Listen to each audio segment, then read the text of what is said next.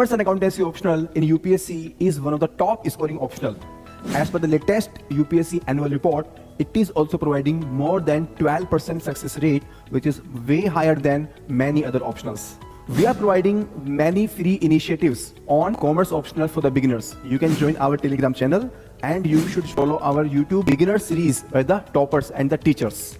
You can also schedule one-to-one mentoring call with me to plan your strategy for the commerce optional. Our courses on the commerce include classroom course, enriched study material, detailed solution of the previous year questions, and the daily answer writing mock test and practice. We are also adding the value through value additions.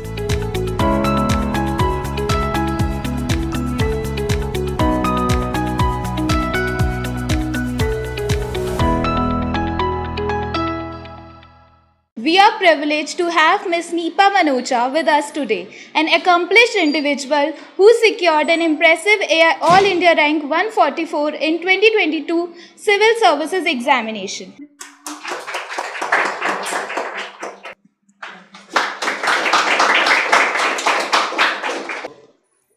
Just to brief about Nipa, she comes from the commerce and accountancy background. So she secured rank 8 in the company secretary, All India. And she has scored wonderful marks in commerce optional, 283 marks in civil service exam 2022. I think it was the highest all over India. And it's my privilege that I have contributed in this year's examination. She has used our resources, material, previous year questions, and I contributed through my guidance in this attempt. And I think now it is better that she herself tells about her story. So how's everyone? How's the जोश? तो अभी sir ने मेरे बारे में काफ़ी कुछ बता दिया. तो बैकग्राउंड क्या क्या है?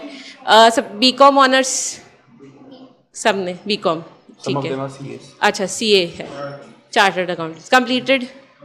तो फिर यूपीएससी में कैसे? नहीं ठीक है, बहुत वैलिड चॉइस है, अच्छी चॉइस है. बहुत मैं तो बहुत इस चीज़ को अप्रिशिएट करती हूँ that you want to take the next step in your career. तो दैट्स अ गुड थिंग.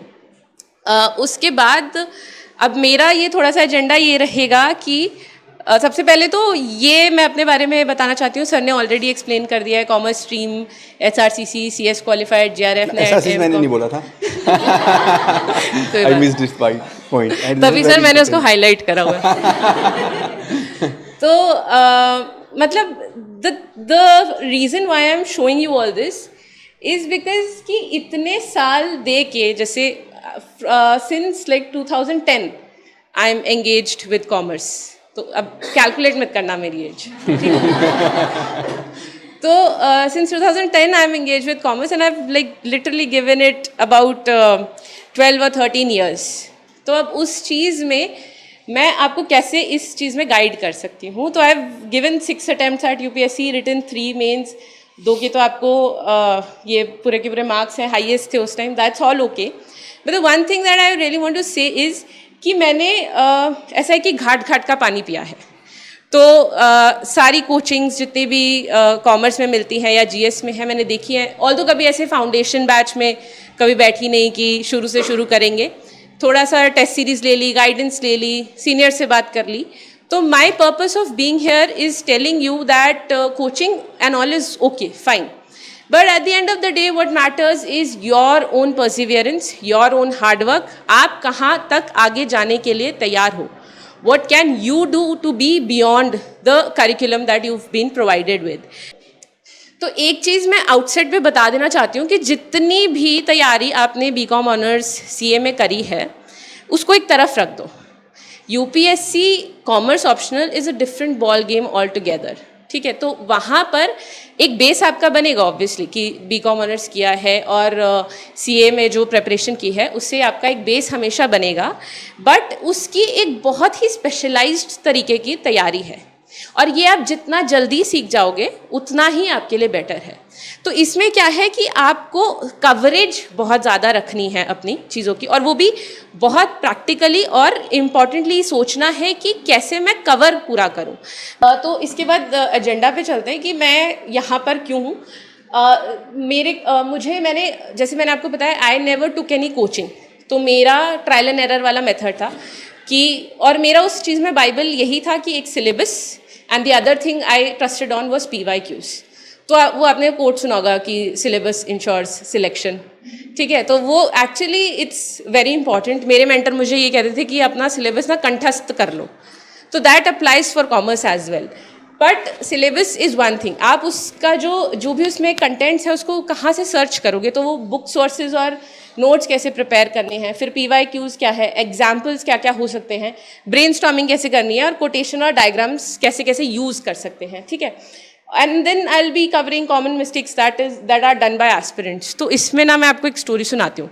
अभी ये वाला हुआ अटेम्प्ट, लास्ट दिन था, तो जब पेपर 2 ख़त्म हुआ तो students call me up, he said ma'am मेरे से बहुत बड़ी गलती हो गई है। तो he was a very very bright student. तो आई सेड कि ऐसा क्या हो गया एकदम से।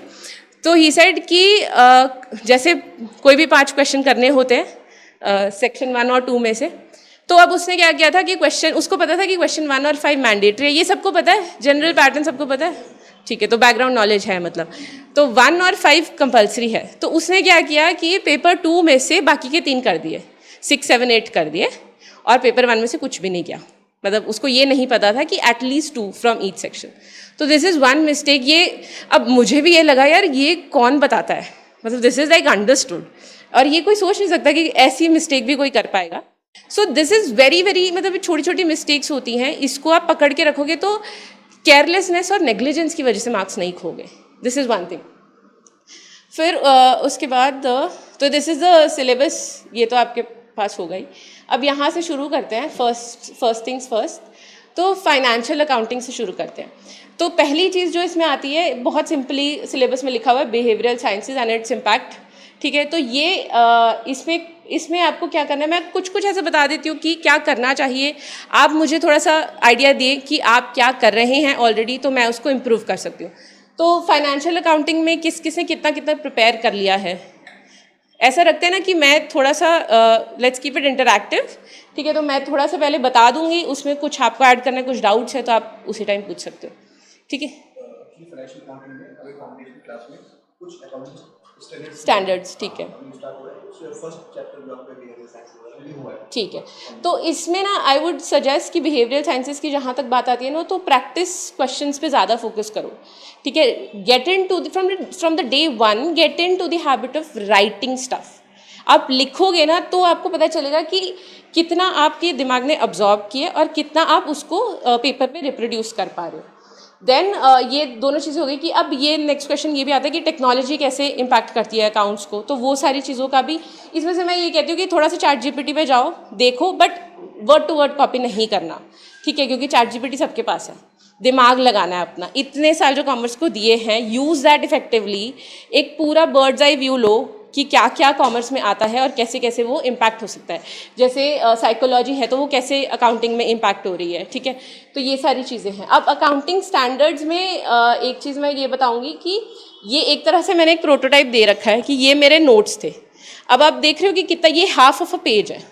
तो जब आप नोट्स बनाओ तो ऐसा नहीं करना कि नोट्स कहीं पे सर ने दिए हैं तो उसी को कॉपी कर लिया। उसको अच्छे से पढ़ो, उसका जो सार होता है ना उसको निकालो, उसको फिर ऐसे लिखो कि अगर आपके पास 10 मिनट हो लास्ट के, तो कैसे आप जल्दी जल्दी ब्रश अप कर सकते हो अपने कॉन्सेप्ट्स को। So make it that compact. अब ये तो मैंने लिख दिया कि इतना इतना हमें लिखना है नोट्स में। This is the way you make notes, कि ऐसे डेफिनेशन लिखा मैं थोड़ा छोटा एक तरह से, पूरे वर्ड्स भी नहीं, क्योंकि आपको पता है आपने क्या पढ़ा हुआ है, आप उसको रिप्रोड्यूस कर सकते हो। You just need those guidelines. तो इसको ऐसे करा। बट इसमें ना एक और चीज़ है इंपॉर्टेंट कि 150 वर्ड्स का ही आएगा ये AS जितने भी लिखने हैं। तो वाई टू इतना ज़्यादा क्यों लिखना है, तो उसके 2 रीजंस हैं। सबसे पहले आपने इतना डेंस करा होगा ना, तो आपके दिमाग में ये होगा कि अगर छोटी सी चीज़ भी आ जाए, जैसे रेवेन्यू में पूछा जाता है what all is not included in revenue, या हाउ टू मेजर रेवेन्यू, तो वो छोटा पार्ट भी आप उसमें से यू कैन आंसर दैट, ठीक है। तो ये चीज़ें हैं कि डेफिनेशंस, रिकॉग्निशन, एप्लीकेशन क्या है, मेजरमेंट क्या है, डिस्क्लोजर क्या है, ये सारी की सारी चीज़ें आप हर AS में आप अप्लाई करोगे और उसी को यूज़ करोगे, उसी फॉर्मेट को। तो मैं ये कहना चाहती हूँ कि जितने भी सिलेबस में अकाउंटिंग स्टैंडर्ड्स दे रखे हैं उसका इतने कॉम्प्रेस में बनाइए नोट्स, और फिर उसको 150 वर्ड्स में उतारने की कोशिश कीजिए अपने, मतलब एक बार पढ़ लिया, उतार लिया, you are done with the accounting standards, it's that easy. ठीक है, अब इसमें एक और चीज़ है कि you should remember the number. पिछली बार का किस किसने 2024 का किस किसने देखा है पेपर अभी तक? देखा हुआ है, ठीक है, मतलब यू हैड अ ग्लांस। तो उसमें एक क्वेश्चन आया हुआ है, write a note on accounting standard 7।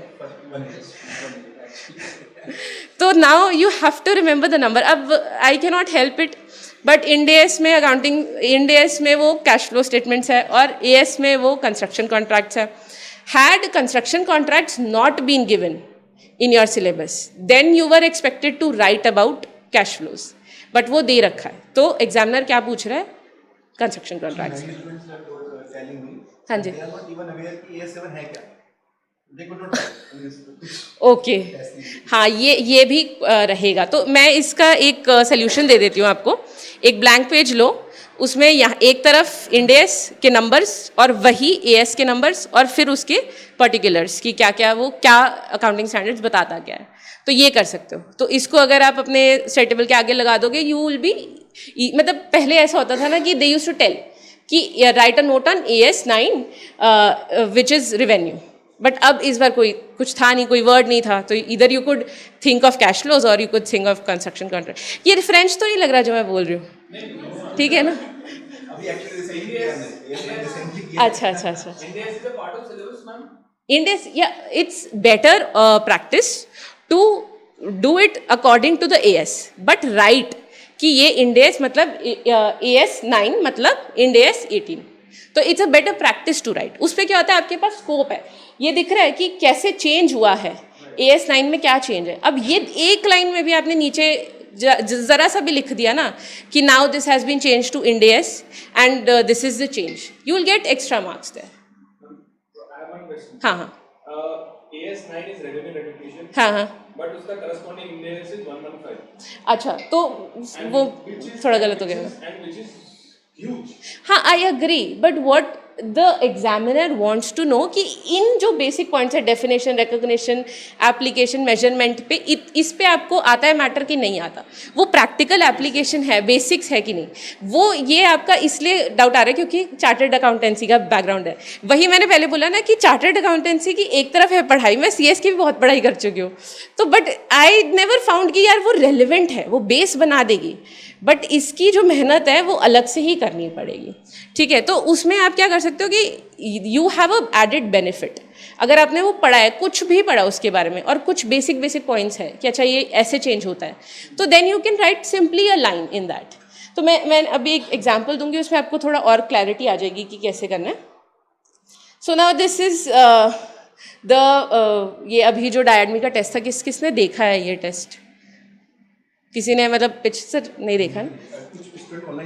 अच्छा अच्छा, तो ये डायडमी के फर्स्ट टेस्ट की ही मैंने आंसर को कॉपी कर लिया थोड़ा सा। तो उसमें ये पूछा गया था कि how is accounting impacted by behavioural sciences. तो ये कुछ एग्जांपल्स है कि वैल्यूएशन में उसको इम्पैक्ट करेगा बिहेवियरल साइंसेस। Zoom, okay. वैसे ऐसे मतलब ये मैंने शेयर कर दिया है अपने टेलीग्राम पे भी, हाँ, और एक बार मेरा टेलीग्राम ID भी ले लो क्योंकि उसमें काफ़ी नोट्स वगैरह हैं। तो इट इज़ NIPA_commerce, तो उस पर भी मैंने शेयर कर दिया है। तो मतलब ये ऐसे जो मैं आपको ये बता रही थी ना कि पहली चीज़ जो आप यहाँ पर बिहेवियरल साइंसेस और टेक्नोलॉजी है, इसको करोगे कैसे? इसको प्रैक्टिस क्वेश्चन से ही आपको दिमाग में बैठेंगी चीज़ें। जब आप प्रैक्टिस क्वेश्चंस करते हो तो आप पॉइंट्स में सोचना शुरू करते हो कि पॉइंट्स क्या क्या हो सकते हैं, क्योंकि आप जब नोट्स पढ़ रहे हो तो उसमें तो आपने एज इट इज़ पैराग्राफ्स पढ़ लिए। अब पॉइंट्स में यह है कि वैल्यूएशन पे इम्पैक्ट करता है, एक लॉस अवर्जन का टेक्निक यूज़ होती है, ठीक है। फिर डिस्क्लोजर में है कि डिस्क्लोजर सेफ्टी प्रिंसिपल्स के लिए हम जैसे वो कहते हैं ना, which ever is highest NRV और कॉस्ट, तो उस पे तो एक तरह से सेफ्टी प्रिंसिपल है। फिर बायसेस और ग्रुप थिंक कैसे आ जाता है ऑडिट में। फिर सर ने भी कुछ ऐड किए हैं एस्टिमेट्स के लिए और CSR रिपोर्टिंग के लिए, तो ये सारी चीज़ें आप उसमें से वो कर सकते हो, देख सकते हो। नेक्स्ट, जैसे अभी इंडेस का एग्जाम्पल था कि इन्वेंट्रीज़ के ऊपर पूछा गया था, तो ये आपको एग्जामिनर को अलग से दिखाना है कि भाई मुझे डेफिनेशन पता है, मैं उसके एग्जाम्पल दे रही हूँ, ठीक है, मुझे ये पता है कि उसकी वैल्यूएशन क्या क्या होती है और उसके कॉस्ट में क्या क्या चीज़ें आती हैं। This is the clarity that you need. I am really sorry for my hand writing, but वो जल्दी जल्दी में ना you have to get a hang of things. खुद को नहीं अच्छी लगती सर। तो अब आपने ये बता दिया कि उसकी कॉस्ट में क्या क्या है, how what does it not include, ठीक है। तो ये चीज़ें आपको बहुत पॉइंट वाइज बहुत माइन्यूटली सोच के रखनी है, ठीक है। देन एक और चीज़ जो मैंने की थी कि उसको उसका एप्लीकेशन दिखा दिया कि अगर ये एक आइटम है, उसका कॉस्ट ये है, ये एनआरवी है, तो किस चीज़ पे उसका वैल्यूएशन होगा, ठीक है। तो ये चीज़ आपने कर दी। फिर डिस्क्लोजर रिक्वायरमेंट्स आपने बता दी, and this is one thing that I want to give you as a hack, कि जब हम पूरा इंडेस लिख लेते हैं तो हमें पता नहीं होता है कंक्लूजन में क्या लिखें।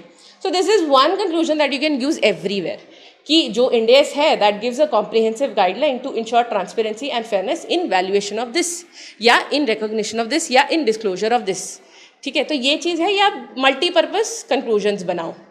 ये चीज़ अगर आप बना लोगे तो वहाँ पे ना टाइम नहीं होता सोचने का। अगर ये हैबिट में होंगी चीज़ें तो you could write it better. अब सोर्सेज इसमें जो सर ने दे दिए थे कि कोचिंग मटेरियल पीडीएफ मैंने देखा था सर का अच्छा है, उसमें आईसीएआई का मटेरियल भी इंक्लूडेड है, जो भी आपके टॉपर्स नोट्स हैं वो सारी चीज़ें आप यूज़ कीजिए और बहुत ब्रीफ करिए इसको, क्योंकि मैं आपको बताती हूँ कि ये यूजुअली क्वेश्चन जो है क्वेश्चन 1 में आता है। ऐसा भी होता है कि बाद में क्वेश्चन 4 में भी आ जाएगा कभी कभार, but usually it is a 10 marker which is in first question. अब क्या होता है कि जब हम लिख रहे होते हैं तो आप सब में से किसने कोई कभी पेपर लिखा है कॉमर्स एंड अकाउंटेंसी का, ऑप्शनल का, ठीक है। So okay 23। So how did you go about it, like what questions did you attempt first and then what did you like in the order did you do it? या okay,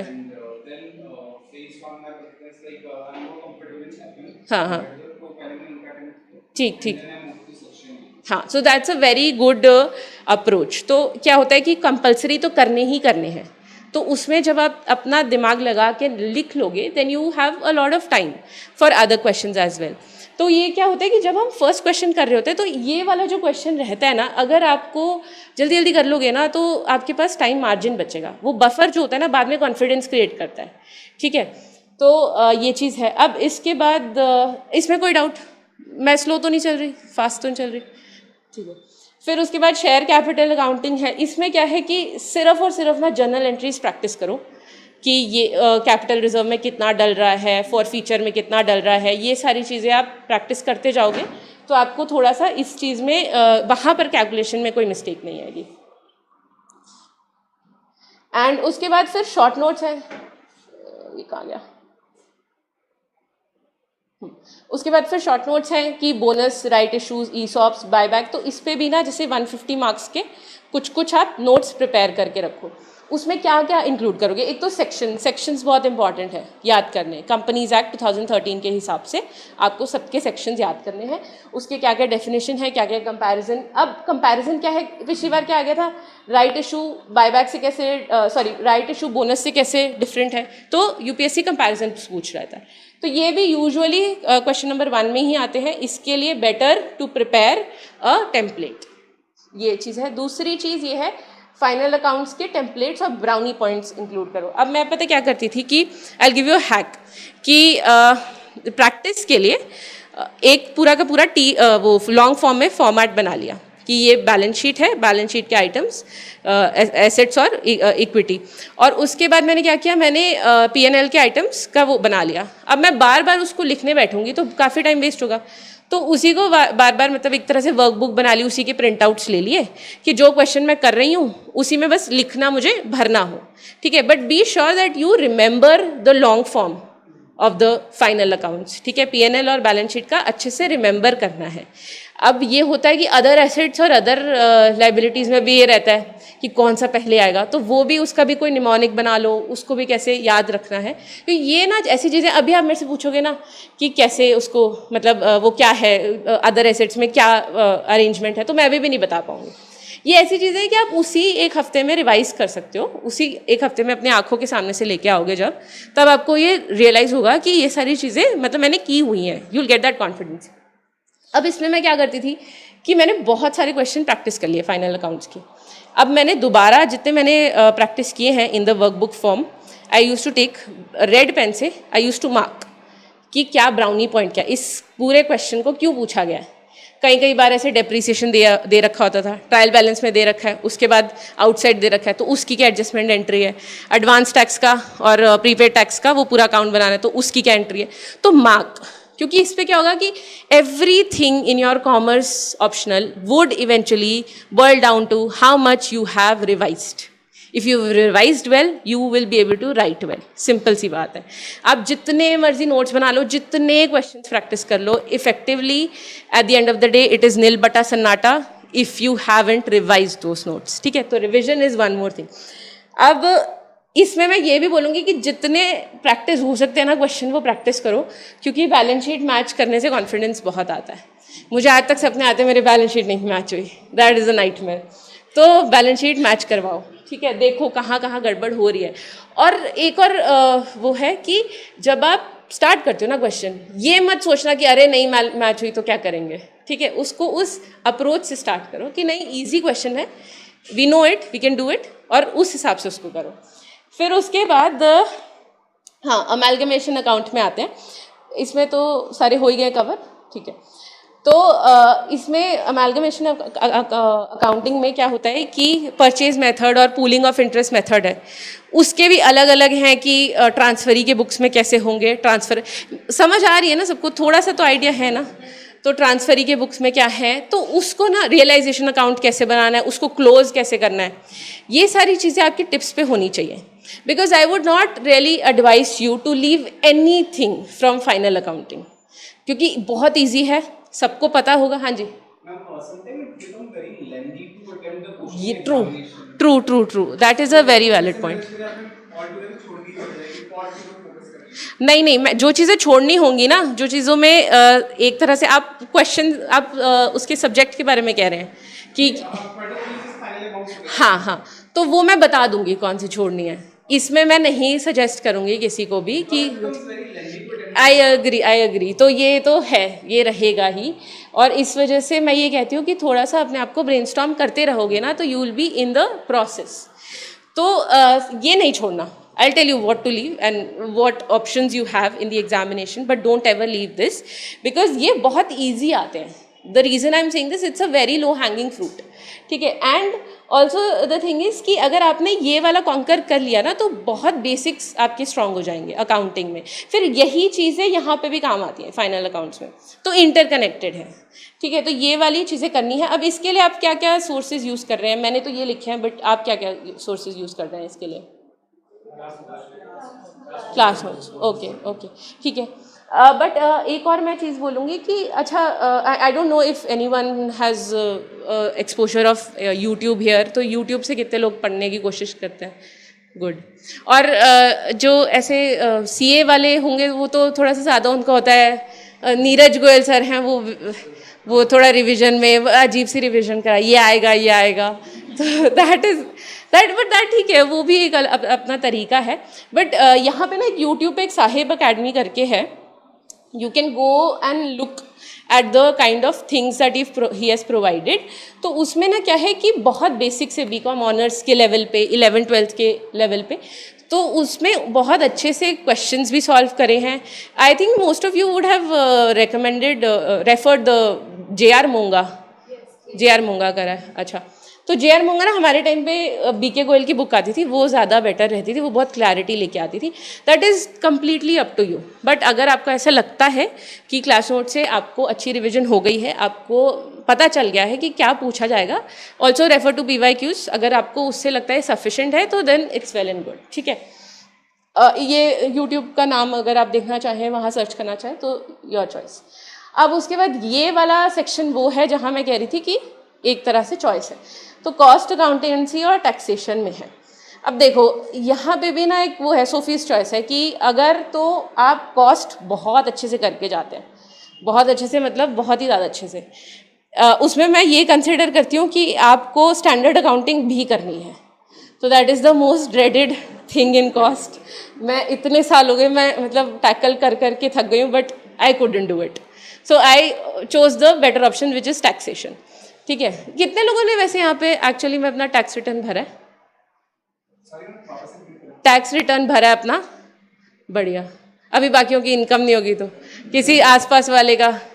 तो एक मैं आपको ये बात बताना चाहूँगी, वैसे ही फॉर अ प्रैक्टिकल एक्सपीरियंस, कि एक बार जाओ टैक्स रिटर्न देखो कि इतना हमें जो एजुकेशन में पढ़ा रहे हैं 11th-12th में जो भी चीज़ें कराते हैं, तो उसका क्या रेलेवेंस क्या है लाइफ में, ठीक है। तो एक बार जाके देखो कि कैसे टैक्स रिटर्न भरते हैं। इस बार तो आएगा अभी तो क्या, हाँ मतलब एडवांस टैक्स भरना तो भर सकते हो, बट वैसे अभी आएगा, जुलाई तक आता है, तो आप उसको एक बार देखना ज़रूर। ये है कि कॉमर्स के स्टूडेंट्स हमारा एक ही काम, मतलब जो सोसाइटी सोचती है टैक्स भरना है, उसको तो देखो यार, ठीक है।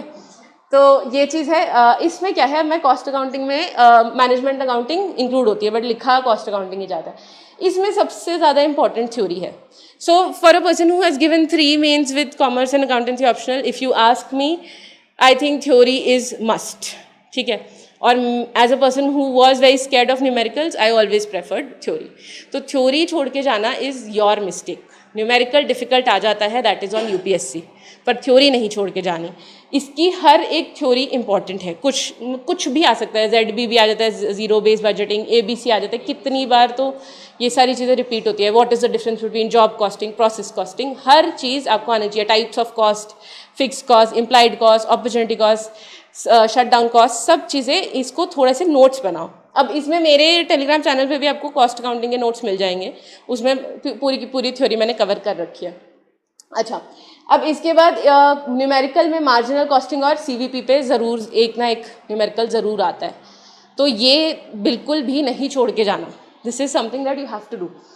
अब प्रोसेस और स्टैंडर्ड कॉस्टिंग में देखो ऐसा है, छोड़ो तो फिर पूरा छोड़ के जा सकते हो, बट कॉन्फिडेंस ये रखना कि स्टैंडर्ड कॉस्टिंग को अगर मैं छोड़ के जा रही हूँ या जा रहा हूँ, तो टैक्सेशन का जो क्वेश्चन आएगा वो मैं निकाल लूँगा, ठीक है। That is one important thing. तो अब उसके बाद पर प्रोसेस में ये क्या है कि प्रोसेस में वहाँ तक कर लेना कि स्टेटमेंट ऑफ इक्विवेलेंट प्रोडक्शन बनानी पड़ती है ऑन 3 मेथड्स, फीफो और वेटेड एवरेज, और एक और है। तो वो 3 मेथड्स कर लेना, वहाँ तक कर लेना। उसके बाद क्या आता है, इंटर प्रोसेस प्रॉफिट। वो क्या होता है कि वो थोड़ा सा एडवांस लेवल है। अगर आपने वहाँ तक कर लिया है तो वेल एंड गुड, उसको छोड़ के जा सकते हो इंटर प्रोसेस को। एक बार हुआ था 2021 में, आई गेस, या 2022 में, 21 में हुआ था कि इन्होंने इंटर प्रोसेस प्रॉफिट पे पूछा था, but that was a very simple question, ठीक है। अगर आपने ऊपर से भी पढ़ा होता तो आपको आ जाता, तो आप छोड़ के जा सकते हो। मतलब मीनिंग मेरा ये है कि प्रोसेस को वहाँ तक कर लेना बहुत जल्दी हो जाता है, कुछ इतना वो नहीं है। तो आप ये कर सकते हो, प्रोसेस कर सकते हो, स्टैंडर्ड पूरा छोड़ सकते हो, that is also possibility of time है। पर स्टैंडर्ड में अगर आपको वेंचर करना,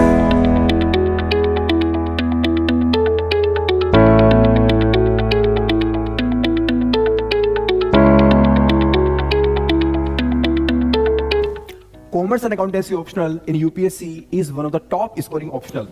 As per the latest UPSC annual report, it is also providing more than 12% success rate, which is way higher than many other optionals. We are providing many free initiatives on commerce optional for the beginners. You can join our Telegram channel and you should follow our YouTube beginner series by the toppers and the teachers. You can also schedule one-to-one mentoring call with me to plan your strategy for the commerce optional. Our courses on the commerce include classroom course, enriched study material, detailed solution of the previous year questions, and the daily answer writing mock test and practice. We are also adding the value through value additions.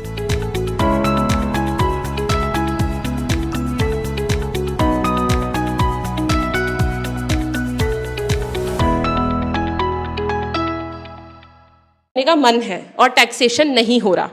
Taxation में क्या होता है, step marking होती है, वो भी बता देती हूँ, फिर उसको कंपैरिजन करना ईजी होगा।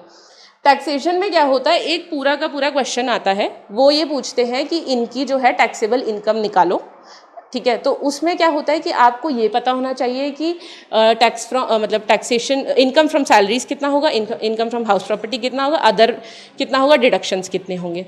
अब अगर आपको वो वाला पूरा क्वेश्चन दे दिया जाए तो उसमें होती है स्टेप मार्किंग।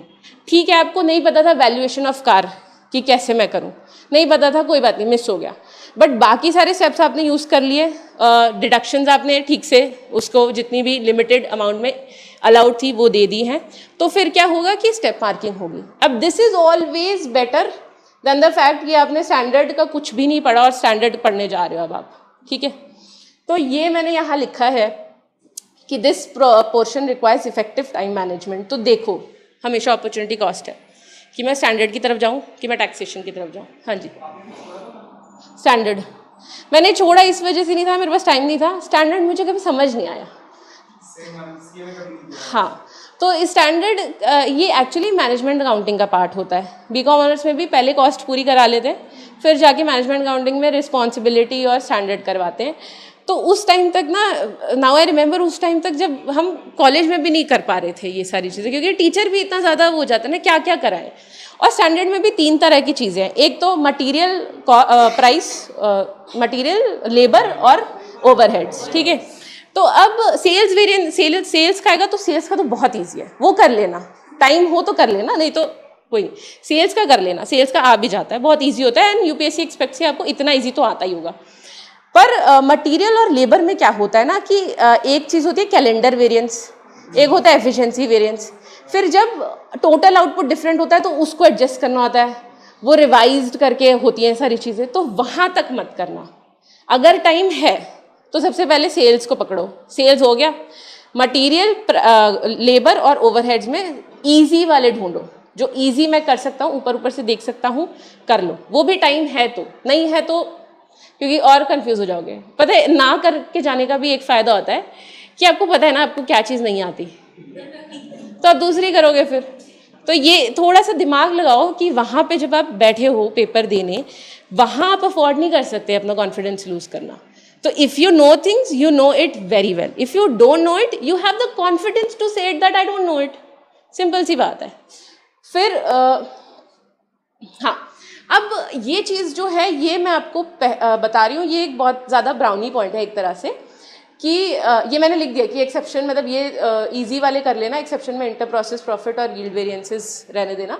अब ये इंपॉर्टेंट पॉइंट है। अब देखो, जैसे कॉस्टिंग में ना क्वेश्चन बहुत ऐसे आते हैं कि एग्जामिनर आपसे ये पूछना चाहते हैं कि why do you think costing is important.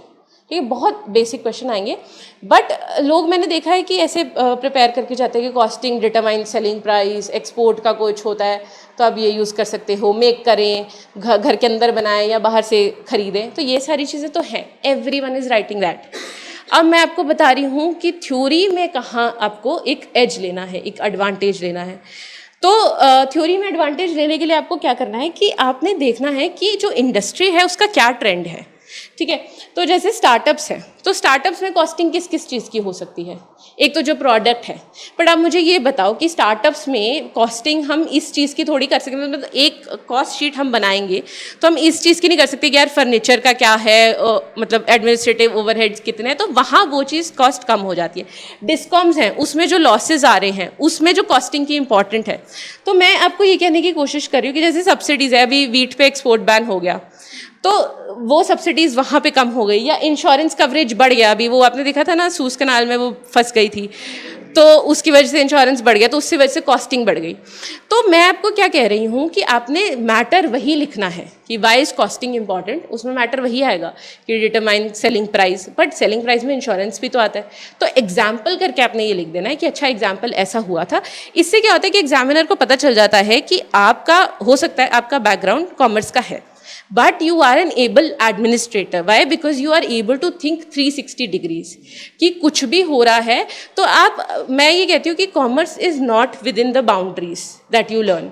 ये आपको तब भी काम आएगा जब आप इंटरव्यू दे रहे होगे और सबसे पहला क्वेश्चन आपसे ये पूछा जाएगा कि sir ma'am, you've done commerce and accountancy and that's your background, you've done CA, how do you think that it will help in administration? तो वहाँ पे जो आपको ये चीज़ काम आएगी ना, कि आप बताओगे कि sir it is not only about पैसा, फाइनेंसेस नहीं है, it has broader implications on management and administration is effectively management. तो आपने उस तरीके से, अगर आप इसी लेवल से सोचना शुरू कर दोगे कि ऐसा है, तभी वो इम्पैक्ट लेके आ पाओगे। ठीक है, तो this is one thing that you can, और इसमें ना क्या करता है, इसमें ना you can take help of chat GPT to explore. कभी कभार क्या होता है कि हम कुछ पढ़ रहे होते हैं तो उसका हमें इतना ज़्यादा वो नहीं होता कि यार क्या क्या उसमें ऐड हो सकता है, तो चैट जीपीटी से पूछो, वो कर देगा। मतलब मैं आपको ये बता रही हूँ कि इस साल या उससे पिछले साल की जितनी भी एक्स्ट्रा मेहनत या वैल्यू एडिशन थी, that help, chat GPT helped in that. ठीक है, बट उसको डिस्क्रिप्शन से यूज़ करना है, सब as it is copy paste नहीं करना। फिर उसके बाद टैक्सेशन की बारी आई, उसमें हाँ थ्योरी में आपको ये वाली जो चीज़ें हैं residential status, set off, clubbing, इन सब चीज़ों का make sure that you have diagrams prepared for it, ठीक है। क्योंकि why I am saying this कि इट्स नॉट इम्पॉर्टेंट कि आप डायग्राम्स ही बनाओ, वहाँ पे आपको कैसे भी समझाना है, बट जब आपके इतना हो जाएगा ना कि फर्स्ट क्वेश्चन हो गया, सेकंड क्वेश्चन, फिफ्थ क्वेश्चन हो गया, you have a scarcity of time. और ऐसा होता है कि मैं आपको पिछली बार बताती हूँ, 2022 में मेरे साथ ये हुआ था कि 3 मेरे 10 मार्कर रह गए थे and the total amount of time that I had was 10 minutes. So in 10 minutes I had to do 3 10 markers.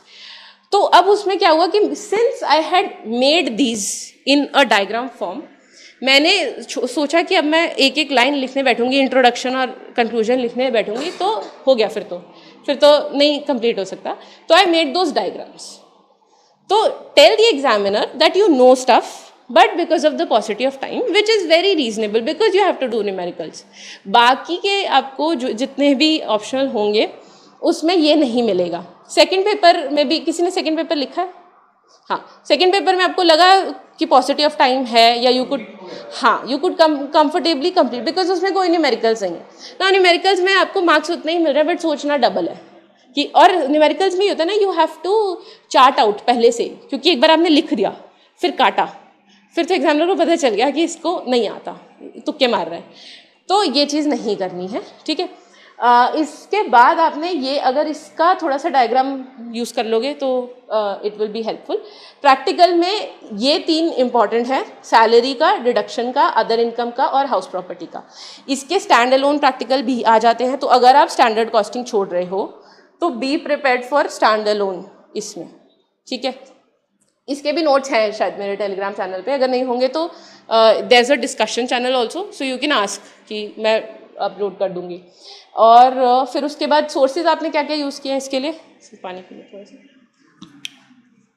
इस अभी टैक्सेशन शुरू नहीं हुआ, अच्छा तो एक सेकेंड,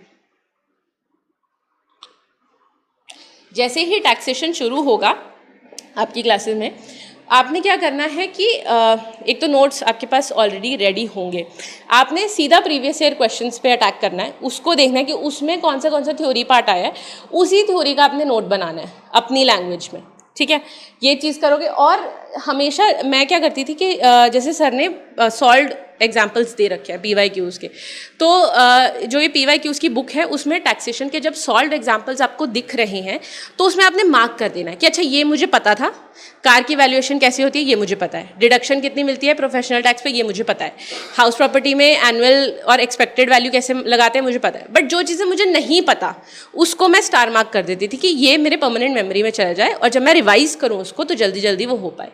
तो इसमें आपने क्या करना है कि go for already solved examples taxation में, सर ने दिए हुए हैं, अगर जब आपकी क्लास में हो जाएगा तो you will be provided with previous year question के एग्जाम्पल्स ऑल्सो, तो उसी में मार्क करो, get into a habit of उसमें कवरेज बढ़ानी है, ठीक है, क्योंकि बहुत सारी चीज़ों की वैल्यूएशन है, मेडिकल रीइंबर्समेंट हो गई, फिर आपका रेंट फ्री अकोमोडेशन हो गया, लीव इनकैशमेंट हो गई, ग्रेच्युटी हो गई, तो कैसे कितनी चीज़ों को याद करोगे ना। तो जो चीज़ें याद आ जाती हैं वो ठीक है, वेल एंड गुड, जो नहीं आ पा रही उसमें तो उसको go back to it, revise and then come back.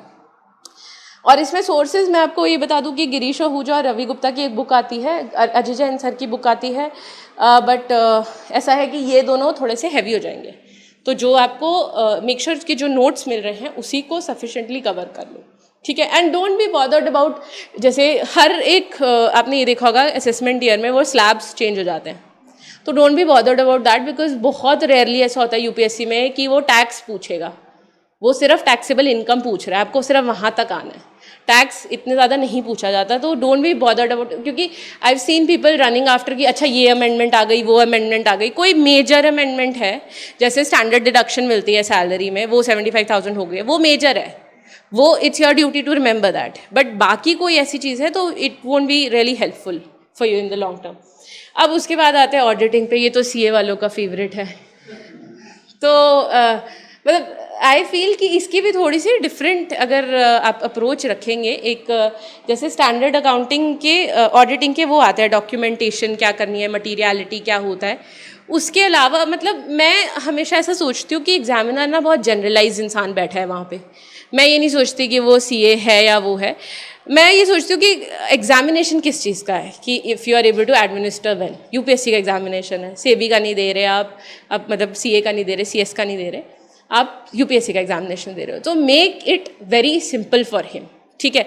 अगर आप कोई ऐसा अकाउंटिंग स्टैंडर्ड या उसमें ऑडिटिंग स्टैंडर्ड को यूज़ कर रहे हो, तो instead of giving the number, give the name and what it tells you about, ठीक है, तो दैट कैन बी यूज्ड। अब देखो इसमें क्या होता है कि एक वो होता है ना कि when in Rome do what Romans do, ठीक है, तो कैसे पता चलेगा that you have a background of commerce. तो इसमें क्या होता है कि गेट यूज टू एक पेज लिया, उसमें जितने भी टेक्निकल वर्ड्स आ रहे हैं ना, ऑडिट से related, forensics, investigation, auditor is watch dog या ब्लड हाउंड, ये सारी चीज़ें आप यूज़ करोगे, उसको एक पेज पे लिख दोगे, तो you will get into a habit of using those words. तो अब मैंने ये वर्ड्स वगैरह जैसे ऑडिट एविडेंस है, इंटेलिजेंट इंक्वायरी, स्क्रूटनी, ये सारी चीज़ें, टेस्ट चेकिंग, तो ये सारी चीज़ें मैंने एक उस पर लिख दी। अब मेरे पास कोई भी क्वेश्चन आएगा ऑडिटिंग का, तो मेरा दिमाग ऑटोमेटिकली इन वर्ड्स पे जाएगा और फिर मैं वहाँ से अपना कंटेंट लेके आऊँगी। कंटेंट तो आपको रेडी करना ही है, but what's the difference between general, एक होता है ना कि उसका जनरल बैकग्राउंड है एक इंसान का, और एक कॉमर्स बैकग्राउंड के बच्चे का क्या डिफरेंस है, कि वो वर्ड्स जो यूज़ करता है, जो वोकैबुलरी यूज़ करता है। तो अब इसका एक टेम्पलेट है कि बहुत बहुत बहुत बार ऐसा होता है कि रिपीटिंग टॉपिक्स पे आता है कि auditing of a banking company, auditing of insurance company, charitable trust, dispensary, school, hospital, तो उसके ना आपने कॉमन पॉइंट्स बना लेने हैं कि क्या जनरल में क्या क्या हमने ऑडिट करना है, उसके कॉन्स्टिट्यूशन को, ट्रस्ट डीड को, इनकम कहाँ से आ रही है, एक्सपेंसेस कहाँ पर हो रहे हैं, इन्वेस्टमेंट किस किस फॉर्म में हो रही है, उसका फिजिकल वेरिफिकेशन करना है, miscellaneous, is everyone able to see this, मतलब ठीक है। तो लीगल केसेस क्या क्या हैं, तो ये सारी चीज़ें आपने कॉमन पॉइंट्स बना लिए उसके। अब कुछ भी आएगा ना, डिस्पेंसरी, बैंक, कुछ भी आएगा, इन कॉमन पॉइंट्स आप यूज़ करके उसको कर सकते हो। तो यही मैं कह रही हूँ कि कॉमर्स में सिलेबस बहुत वास्ट है, मल्टीपर्पज़ चीज़ें बनाओ, मल्टीपर्पज़ कंटेंट बनाओ, क्योंकि वहाँ पर you don't have to excel in everything that you do, ठीक है। ऐसा नहीं हो सकता कि आप ऑडिट का आंसर लिखने जाओ तो इतना ही अच्छा लिख दिया, या फाइनेंशियल अकाउंटिंग का लिखो तो इतना अच्छा है। You have to be above average in everything, so that should be your approach. इसके बाद हाँ, और मैं ये नोट्स बनाने का तरीका बता रही हूँ कि इतने शॉर्ट नोट्स बताओ। अब पूरे के पूरे कंपनी एक्ट के सेक्शंस जितने भी ऑडिट से रिलेटेड हैं एक पेज पे आ गए हैं, आपको बार बार नहीं किसी में जाना। और ये मतलब आप अपनी राइटिंग में बनाओ, जो आपको शॉर्ट हैंड समझ आता है उसमें बनाओ, because this is the only 2 minutes is all you get to read this, ठीक है। उससे ज़्यादा टाइम नहीं मिलने वाला। ट्रस्ट मी, लोगों को लगता है कि जीएस के बाद जब एक हफ्ते की छुट्टी होती है, Monday, Tuesday, Friday, Saturday, Friday तक मिलता है, तब हम ये कर लेंगे, ऐसा नहीं होता। आपने अच्छे से पहले से किया होगा, तब सिर्फ रिवीजन चलेगी, 24 घंटे सिर्फ रिवीजन चलती है तब। फिर उसके बाद यही मैं इसमें ऐसे कहती कि जैसे आपने ऐसा डायग्राम बना दिया, एक बैलेंस दिखा दिया कि प्रोफेशनल स्केप्टिसिज्म भी होना चाहिए और कंटिन्यूस क्रिटिसिज्म भी होना चाहिए, तो वो कैसे हो सकता है। तो ये चीज़ें लेके आओ, ये अगर वैल्यू एडिशन नोट्स में करोगे तब जाके पेपर में आएगी। और ये एक नई चीज़ है जो मैंने इस बार एक्सपेरिमेंट की थी कि मैंने ChatGPT से पूछा कि कौन से ऐसे सुप्रीम कोर्ट के केसेस हैं जिसमें ऑडिटर के रोल या ICAI की कोई गाइडलाइंस आई हैं। तो फिर ये सारी चीज़ें आ गई, उसमें से मैंने अपने हिसाब से कुछ कुछ सिलेक्ट कर लिए और कुछ कुछ बता दिए, मतलब उसी के अंदर। तो this is all from part 1 of paper 1। Tired? कुछ जा रहा है, कुछ समझ आ रहा है, कुछ अच्छा लग, मतलब वर्थ वाइल लग रहा है, ठीक है। अब जो दूसरी चीज़ है फाइनेंशियल मैनेजमेंट, FMI, अब इसका तो आई कैन नॉट इवन स्ट्रेस कि ये सबसे इम्पॉर्टेंट है, ठीक है। तो मेरा हमेशा से ये रहता था कि जो 2 क्वेश्चन मैंडेटरी इसमें से होते ही थे, एक एक्स्ट्रा करना होता था, तो मैं हमेशा पेपर मतलब सेक्शन B में से करती थी। So have a hold over FMI and FI, this is very very very important. I can not stress the importance कि अगर 2 पेपर्स में से सबसे ज़्यादा इंपॉर्टेंट कुछ है तो वो FM है, ठीक है। इसके लिए मैं आपको रिकमेंड करूँगी कि do get a hold on RP Rastogi की बुक आती है, डू गेट अ बुक, मतलब उसका बुक ले लो एक बार ना। उससे क्या होता है ना कि बुक में ना साइड बाय साइड लिखा होता है कि अच्छा ये ना CA के पेपर में आया है, ये BCom के पेपर में आया है क्वेश्चन, तो क्वेश्चन प्रैक्टिस उसमें से अच्छी हो जाती है। You don't have two by it, library में देख लो, लाइब्रेरी में मिल जाएगी, या शेयरिंग बेसिस पे ले लो. But I would really recommend कि FM के लिए please have that book. Why reason is कि नोट्स में तो आपका सब कुछ दिया ही होगा, बट नोट्स में ऐसा होता है ना कि बहुत रिफाइंड है, तो उसका क्या कंटेक्स्ट है, वो कहाँ से आ रही हैं चीज़ें, you need to know that. तो FM के लिए I would really suggest you. इसके अलावा हाँ, दो चीज़ें वेरी इसमें बहुत इंपॉर्टेंट है कि एक NPV से रिलेटेड और एक कैपिटल स्ट्रक्चर थ्योरीज से रिलेटेड हर बार एक ना एक क्वेश्चन आता ही है. तो कैपिटल स्ट्रक्चर का तो इतना इम्पॉर्टेंट चैप्टर है, उसको शुरू करोगे ना FM को उसी से करना, उसी के, और उसके बाद ना एक पेज के नोट्स बनाना सीखो. ये जैसे मैंने पूरा का पूरा डिविडेंड का चैप्टर इस एक पेज में, ठीक है, एक ही page, this is all you get. That's what I am saying कि कॉमर्स का सिलेबस बहुत वास्ट है. We don't have the liberty of shuffling through pages. अपनी राइटिंग छोटी करके एक पेज में बनाओगे. 5 पेजेस का अगर आपका FM का है रेडी, तो आपके अंदर कॉन्फिडेंस आएगा कि बस यही सब कुछ, यही करना है, यही 5 पेजेस है. तो जैसे इररेलेवेंस में MM अप्रोच आ गई, रेजिडुअल थ्योरी आ गई, फिर रेलेवेंस में वॉल्टर गॉर्डन, फिर ये ग्राम एंड डॉट की, और ये सारी की सारी मतलब इसी में आपने लिख दिया क्या क्या फॉर्मूलाज है, इसी में सब कुछ, चाहे घुचड़ पुचड़ लग रहा है थोड़ा सा, but try and make it very very dense. That is one thing. Notes के नोट्स बनाने का कोई फ़ायदा नहीं है. नोट्स वही हो जो लास्ट के अगर आपको 15 मिनट मिले, क्योंकि जो आपका पेपर होगा सैटरडे को, वो ऐसा होता है कि ये तो पता है ना सबको, हिंदी और इंग्लिश का पेपर होता है. हाँ, तो हिंदी और इंग्लिश का पेपर होता है. अब उसमें क्या होता है ना कि हिंदी एंड इंग्लिश ना बड़ा इजी होता है, क्वालिफाइंग होता है. तो बहुत सारे मेरे ऐसे फ्रेंड्स हैं जो 1 घंटा पहले ही बैठ चुके हैं करके, दोनों पेपर ख़त्म हो चुके हैं. अब 1 घंटा बैठना तो पड़ेगा आपको, वहाँ से तो निकल नहीं सकते. तो उसमें क्या होता है कि यू हैव एडेड एडवांटेज कि न्यूमेरिकल पेपर है अगले दिन, तो सारे के सारे ना फॉर्मूलेस ब्रेनस्टॉर्म कर दिए. क्वेश्चन पेपर मिला, उसी के ऊपर लिखना शुरू कर दिया, हो गया पेपर. वो तो साइड पे हो गया, क्वालिफाइंग है, उसमें ज़्यादा नंबर चाहिए नहीं, हमें क्वालिफाई करना है. तो उसमें आपने लिखना शुरू कर दिया कि ये मेरे मैं एक्चुअली मेरा पेपर जो होता था 1.5 आवर में हो जाता था इंग्लिश का. तो अब मैं खाली बैठी हूँ, तो मैं पूरा का पूरा OTOB HRIR पूरा जितना मेरे दिमाग में जितनी थ्योरीज होती थी मैं पेपर पे लिख देती थी. उससे क्या होता है, आपको जब लिखने की प्रैक्टिस होगी, जब ब्रेनस्टॉर्म करने की आदत होगी, तो आपके लिए वो कम टाइम में जब आप एक्चुअली पेपर दे रहे हो तब वो इतना मुश्किल नहीं होगा. ठीक है, अब ये चीज़ है इम्पॉर्टेंट. मैं एक वो बताती हूँ आपको एक फॉर्मेट कि ये रेशियल एनालिसिस का है. तो रेशियल एनालिसिस करने का क्या तरीका है. सबसे पहले आपने 3 एक तरह से बनाने हैं कॉलम्स. सबसे पहले में आपने रेशियो का नाम लिखना है, दूसरे में फॉर्मूला, तीसरे में उसके पर्टिकुलर्स. ज़्यादा होगा तो क्या होगा, कम होगा तो क्या होगा. अब मुझसे बहुत लोग पूछते हैं कि मैम कि जो पेपर में क्वेश्चन आते हैं वो तो सिर्फ ऐसा होता है कि बना निकालो कि ये रेशियो क्या है, ये रेशियो क्या है, पर हमें क्या एनालिसिस भी लिखने है उसकी.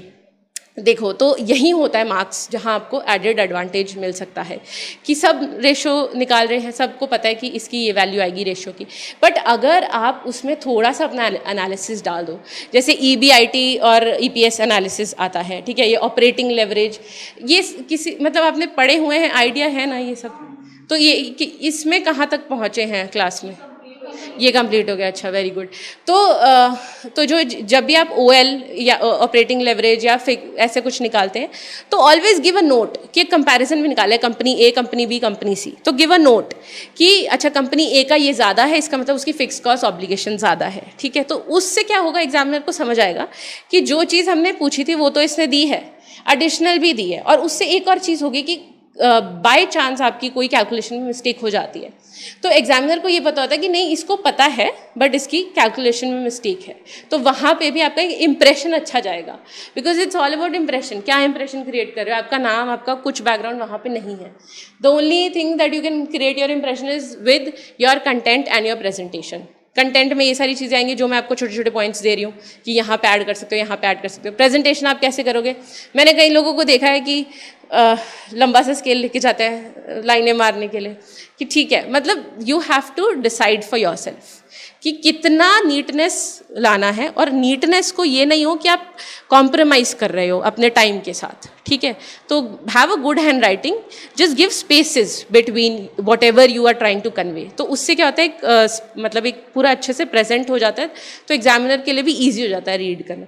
आप जितना काम एग्जामिनर का ईजी बना दोगे, एग्जामिनर आपको उतना ही रिवॉर्ड करेगा. ठीक है, अब इसके बाद ये रेशो एनालिसिस के ऊपर है। तो कॉमन पॉइंट्स उठाओ रेशो एनालिसिस के लिए ना, कि अब जैसे एक क्वेश्चन आया था कि don't you think ratio analysis is very mechanical, कि ठीक है, तो उसमें से कॉमन पॉइंट्स उठाओ कि क्या, एक तो रेशो एनालिसिस क्या कहता है। तो जैसे ये है कि प्रॉफिटेबिलिटी बतानी है, ऑपरेशनल एफिशिएंसी बतानी है, मैनेजमेंट की एफिशिएंसी बतानी है, इंटरनल परफॉर्मेंस के लिए चाहिए, मॉनिटरिंग के लिए चाहिए, तो ये सारे कॉमन पॉइंट्स हैं। ये किसी भी रेशो में यूज़ हो सकते हैं। ये लिक्विडिटी के रेशो आ रहे हैं, सॉल्वेंसी के रेशो आ रहे हैं, रेशो यही बताएगा। अब इसके बाद ना जो चीज़ें डिफरेंट हो सकती है वो कैसे कर सकते हो, जैसे मैंने आपको बताया था डिस्कॉम्स के बारे में बताया था।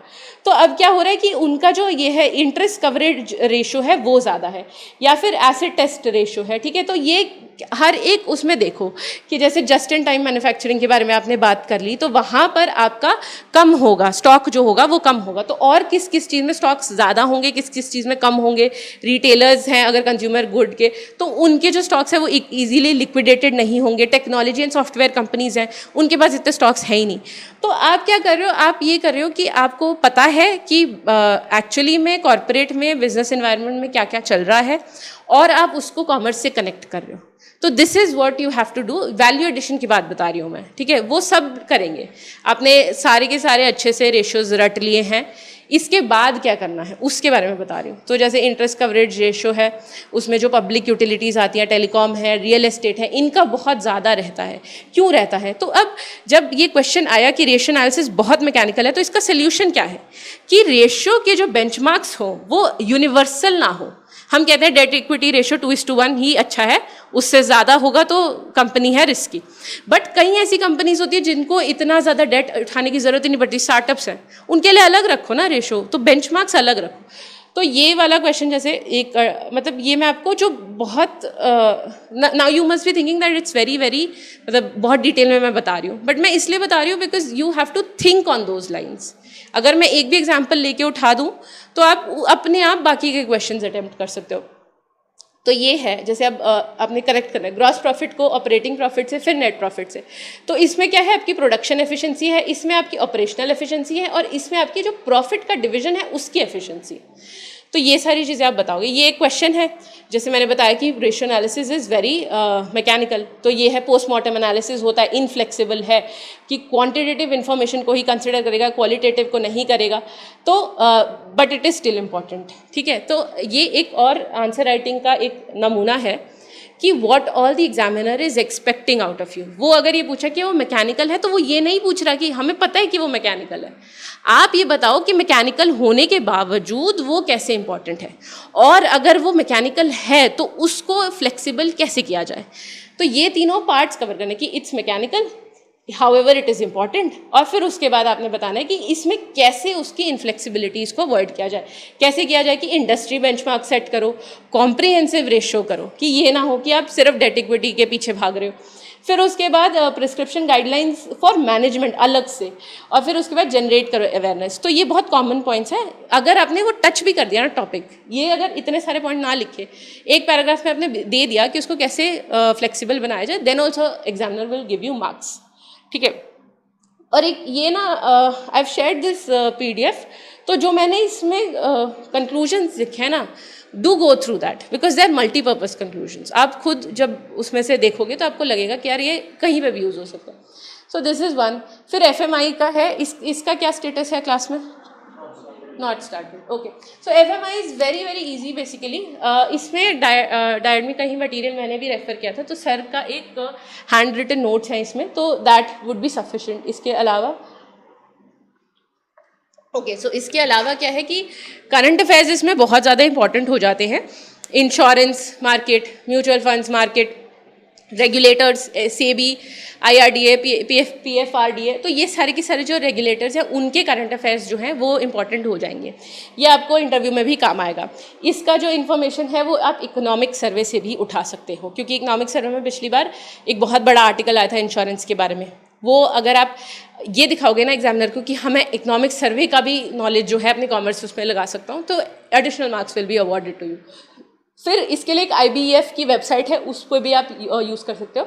और एक मैं ये बात बताना चाहूँगी कि टेम्पलेट्स फॉर रिपीटिंग क्वेश्चन, क्योंकि हर साल ये क्वेश्चन आता है कि what is the difference between primary and secondary market, and what is the difference between capital market और प्राइमरी मार्केट। तो ये वाली जो चीज़ें हैं ना वो आपने ऑन योर टिप्स होनी चाहिए।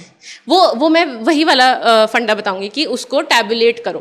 टैबुलेट करोगे इस बार तो एज इट इज़ पेपर में पूछा है कि उसका एक डायग्राम बनाओ, ठीक है। 2024 का पेपर देखना, उसमें डायग्राम के ही थ्रू पूछा गया, तो ये चीज़ आप कर सकते हो। फिर उसके बाद हाँ, ये वाला इस बार सर ने क्वेश्चन दिया था कि फाइनेंशियल सेक्टर रिफॉर्म्स क्या क्या हैं, तो उसमें आपने खुद दिमाग लगाना है कि कौन सी कंडीशंस ऐसी आई कि जिससे हम फाइनेंशियल सेक्टर रिफॉर्म्स लाए और रिफॉर्म्स क्या क्या इनिशिएट हुए, पर अभी हमारा जो काम है वो पूरा नहीं हुआ, तो और हम कौन से फॉर्म जो है रिफॉर्म्स वो लाना चाहते हैं। तो ये सारी चीज़ें आपने थोड़ा सा होलिस्टिकली सोचने की आदत डालो, ठीक है। मैटर इसमें जो अब आप ये एक्सपेक्ट करो कि इंश्योरेंस के बारे में अगर पूछा है और उसका आपको CAGR तक याद हो, तो वो नहीं पॉसिबल। मैटर नहीं मिलेगा इसमें। आपको क्या करना है, इसमें बहुत जनरलाइज्ड और एक ओवरव्यू लेना है, ठीक है। तो I think this completes the paper 1। कोई डाउट वगैरह? थक गए सारे? हाँ जी, ओके।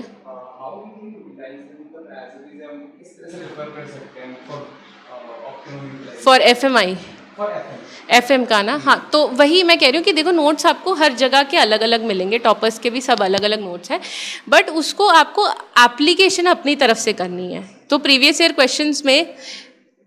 क्वेश्चंस में जैसे आपसे पूछा जाए कि MM एनालिसिस है, उसकी क्या आपको नहीं लगता कि अजम्पशंस बहुत फ्लॉड हैं? तो for that you have to have that idea कि MM जो है अजम्पशन वो क्या क्या कहती हैं। तो अगर आपने वहाँ से एप्लीकेशन कर लिया ना, एप्लीकेशन कैसे होगा, वो प्रीवियस ईयर क्वेश्चन से ही होगा। आपको ये पता चल जाता है कि UPSC किस एक्सटेंट तक पूछ रहा है, बिकॉज CA में, CS में, BCom ऑनर्स में हम बहुत ऐसी रिडंडेंट इररेलेवेंट चीज़ें करते हैं जो कि UPSC नहीं पूछ रहा, और वो आइडिया सिर्फ UPSC आपको प्रीवियस ईयर क्वेश्चन से ही दे सकता है, ठीक है। तो ये अपना डिस्क्रिशन हमेशा रखना। न्यूज़पेपर भी पढ़ते हैं ना सब, तो कैसे पता चलता है कि ये जो मर्डर डकैती की न्यूज़ आई है वो इतनी रेलेवेंट नहीं है, अनलेस कि उसमें CBI की इंक्वायरी है। फिर आप CBI के बारे में पढ़ते हो, फिर आप उसके बारे में नहीं पढ़ते। वो आपका डिस्क्रिशन है ना, इतने साल आपने एफर्ट लगाया है, उसको समझा है सब्जेक्ट को, तब आपको पता चला है ना कि न्यूज़पेपर में ये नहीं पढ़ना, ये पढ़ना है। तो ऐसे ही कॉमर्स के साथ है कि अगर आप नोट्स तो हर जगह के मिल जाएंगे, नोट्स आपके खुद के होंगे। BCom ऑनर्स वाले कितने नोट्स संभाल के रखे हैं आपने? संभाल के रखें किसी? हाँ, तो वहाँ से भी आपको मिल जाएंगे, पर उसमें से भी आपको देखना है कि क्या क्या मैंने इसके लिए पढ़ना है और क्या क्या नहीं पढ़ना, ठीक है। तो वो एक अलग does that answer your question? ठीक है।